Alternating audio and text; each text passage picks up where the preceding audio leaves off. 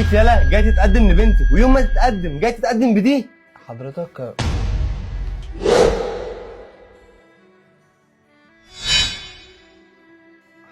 انا كان يعني إيه، انا جاي عشان انا بحبها وكده، فكرتك انك بتشتري راجل، وانا يعني مرتب على قد حالي. انا مرتبي 3000 جنيه بس، والله انا مش جاي طمعان في حاجه، بس حضرتك انت عارف حال الشباب اليومين دول، وان مش احلى حاجه وكده، والحياه صعبه. فانا كنت اللي كان اقدر اجيبه، وجبت دبلة قبل ما اجي عشان اجي اخطبها من حضرتك. ليه رفضتني؟ 3000 جنيه اللي انت بتتكلم فيهم، ال 3000 جنيه انت بتتكلم فيهم دول ده مصروف يوم بالنسبه لها، اما الدبله دي انت تروح تديها لامك. حضرتك انا مش جاي طبعا في بنتك. انا لما جيت فكرتك يعني تشتري راجل وكده، بس انا مكنتش اعرف حضرتك يعني. حضرتك زي ما كلمتك كده يعني، كنت داخل البيت من بابه، فكنت عشان انك توافق عليا. اوافق عليك؟ اقول لك حاجه، انا مش هرد عليك، هخلي اخوها الكبير يرد عليك. طب ثانية واحدة كده، هعمل حاجة وارجع لك تاني.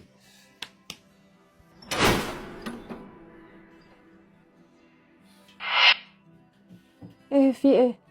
وبعدين انت مش عايزة تبص لقدام؟ اللي بره ده هيقدر يصرف عليكي؟ ومش باصة لحاجة كمان، لما تيجي تخلفي كمان هيقدر يصرف عليهم؟ انت ليه بتنزلي وشنا في الارض؟ خلاص اللي انتوا شايفينه. وحياة امي انا طالع لهم دلوقتي، لو حسيت انك بتكلمي الواد ده ورب الكعبة هفرمك انت وهو يا بت، هفرمك.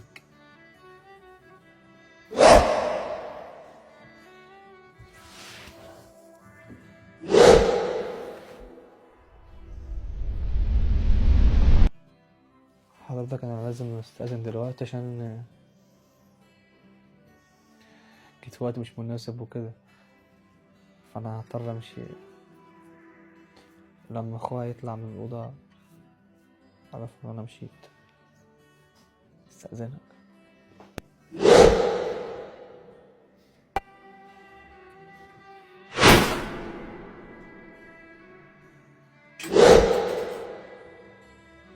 اترفضت صح؟ جالك كلامي؟ النهارده يا كسبر اكتر يوم اتوجعت فيه النهارده.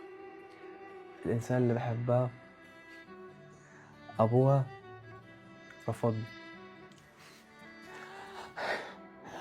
واخوها قال عليا فقير. ما كنتش اعرف ان الفقر وحش كده. هو وحش يا كسبر؟ على فكرة قلت لك وانت اللي ما سمعتش كلامي، قلت لك ان الحب لازم يكون جنبه فلوس، الحب لوحده مش كفاية. اديك خدت الصدمة لوحدك اهو. مبسوط؟ لا طبعا مش مبسوط. تعرف لاني كنت سمعت كلامك وما رحتش، بس مش عارف ان يحصل كده والله العظيم. بس انا بحبها. انسى، الحب ما عادش بتاعك يا ابني. في حاجة كتير اهم من الحب، ركز في مستقبلك وعيش. انسى. عندك حق، عندك حق، لازم انسى. ايه يا بنو؟ يا حبيبي يا حبيبتي، انت فين؟ انا بره قاعد مع واحد صاحبي اسمه كسبر. طب انت لازم تيجي تتقدم لي تاني. انا رفضت الحوار ده، مش عارف اجي تاني. ماشي يا بنو، انا بحبك ولازم نكون مع بعض، لازم تحاول علشان. خلاص ماشي اللي انت شايفاه. انا عامل اخر تجربه واسيبها لله. انا جاي لك حالا، بس مش عارف صاحبي كسبر اني جاي لك. يلا سلام. ماشي يا حبيبي، سلام. وحياة امي لا اعرفك وهعرفك انت كمان. ماشي.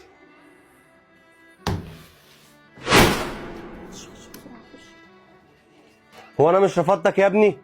انت غاوي تسمع كلامي؟ يالا اسمع يالا، انت لو جيت هنا تاني هلبسك فستان العروسه، فاهم؟ احبك كده. شكرا يا ابن الاصول.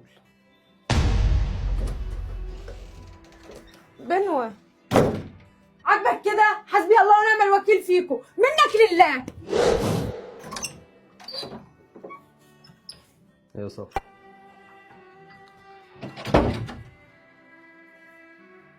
بقول لك العريس اللي جاي يتقدم لك كلميه، خليه يجي لي عشان عايزه بالمره، وابوكي مش هنا، هحاول احل لك الموضوع. اتكلم بجد. بس هو جه وابوك رفضه تاني. ايوه بتكلم بجد. تمام، ابوكي كده كده مش هيبقى موجود، وانا اظبط لك انا الدنيا. من الحق لما يجي تفضلي في الاوضه زي ما انت ما تطلعيش. تمام. حاضر.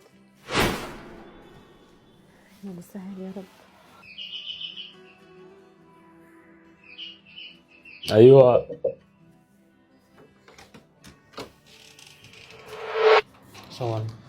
السلام ورحمه الله وبركاته. تعالى اتفضل اتفضل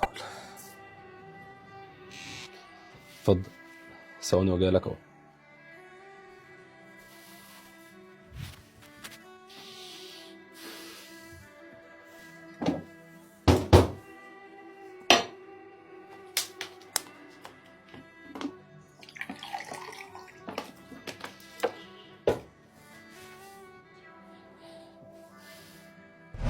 انا اوريكم.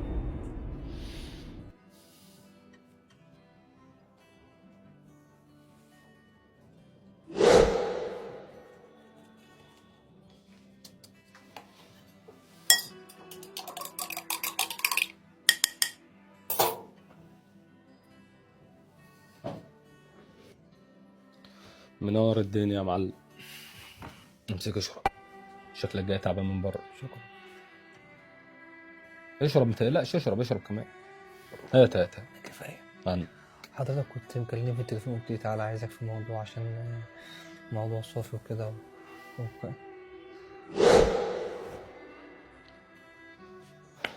بالشفا يا معلم. انت حسابك معايا بقى.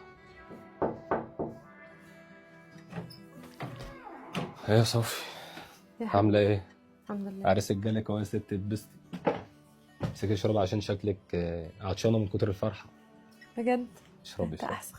احسن اخ في الدنيا. على دماغي يا قلبي.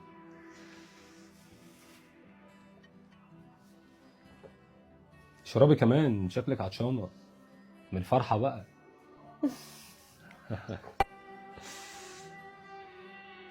بالشفا يا قلبي.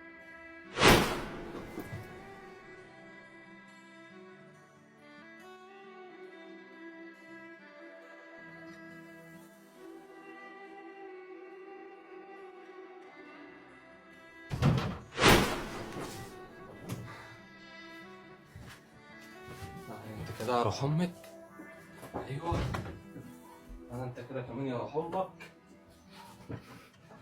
تعالى احنا ايه. ايوه، خليكوا جنب بعض كده. كده تمام قوي.